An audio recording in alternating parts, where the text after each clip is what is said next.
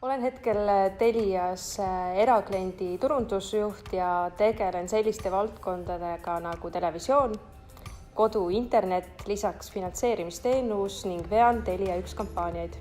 Kui ma peaksin meenutama kõige meeldejäävamaid selliseid tööprojekte, siis kindlasti võidab Telia1 brändi lansseerimine.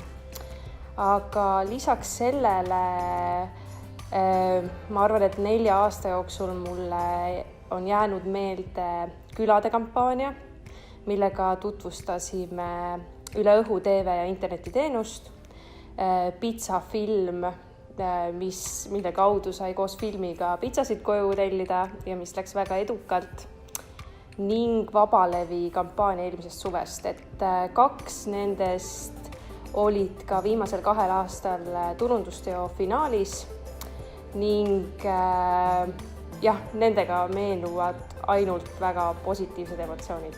Miks ma olen otsustanud lahkuda? Tegelikult see on selline hästi positiivne jada, et ma tegelesin selle TV-valdkonnaga nii kaua, kuni juhtus nii, et olen co-founder startupil, mis tegeleb live-televisiooniga. Seega Clapi Live on startupi nimi ja lähen edasi, hakkan ettevõtjaks ning tegelen startupiga. Ma arvan, et